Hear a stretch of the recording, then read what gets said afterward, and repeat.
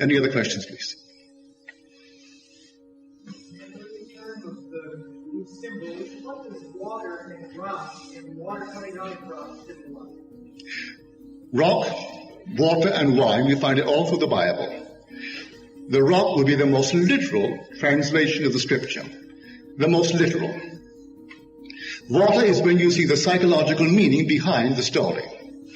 So from that literal story, you bring forth water. You're told in the book of Genesis, he came into the field, and the well was covered with a rock, a stone. He rolled away the stone and watered the sheep. And then he rolled it back again. So every man comes to the rock, which is the Bible, the rock of God. He sees, if he knows how to read, he can read it. But he has to turn it into water. So he turns stone into water, getting the psychological meaning of the story. His use of that story, psychologically, converts water into wine. So we are told in Timothy's letter, Paul's letter to Timothy, drink no more water. Use a little wine for your stomach's sake and your many infirmities. In other words, don't completely absorb the psychological meaning all day long and never apply it. Drink a little wine now. Now, if you take that literally, you may go and get plastered. But he doesn't mean it that way.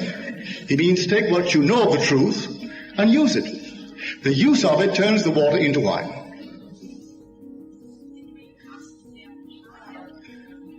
I didn't hear you. I can't hear both.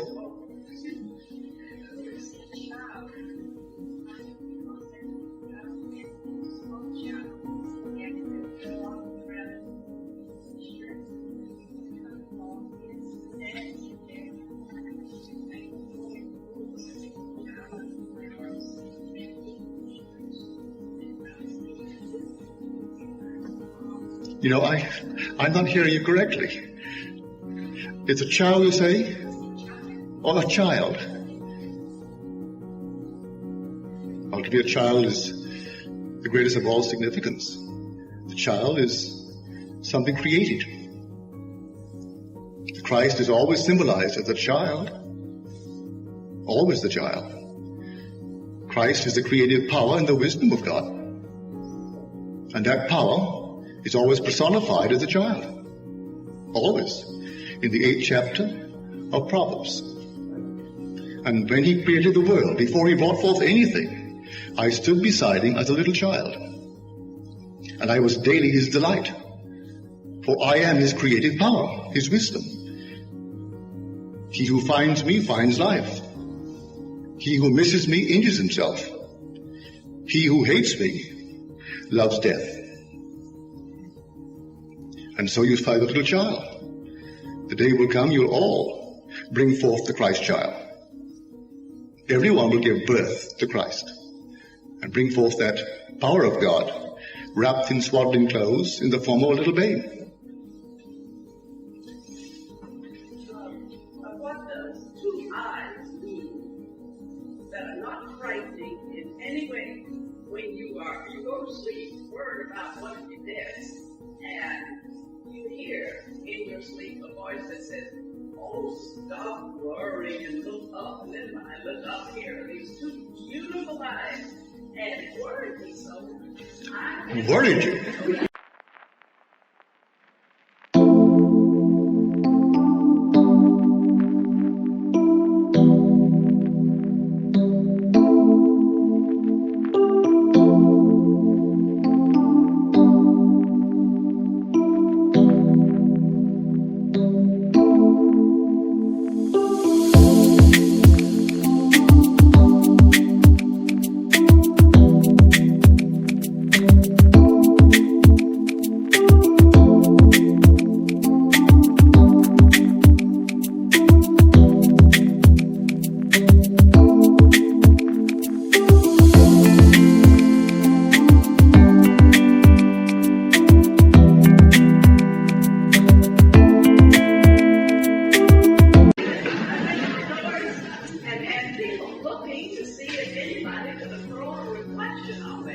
And then it just makes me all fussy. Well, I'm going to make no sense. example of what that To me, it's self-explanatory.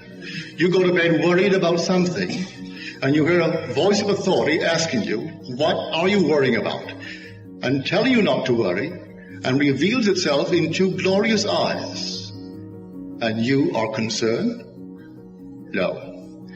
Look upon that as the most wonderful symbol of health. But let us get off the dreams now. And yet, one thing I don't quite understand, when you're in, when you have a desire, and you're in this end, and you completely feel an act, do you stay in this until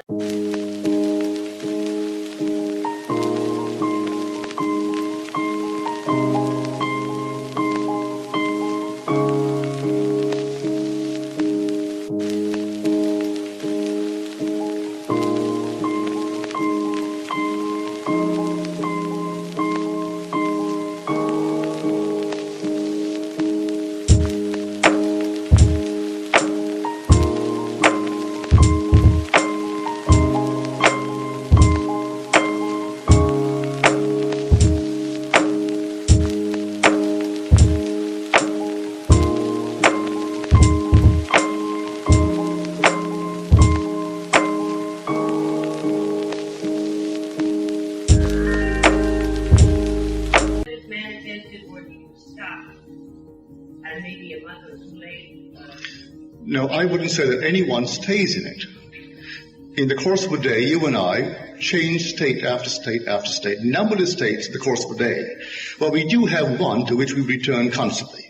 That's where we live. That state, that emotion to which we most often return, constitutes the true self, the true state.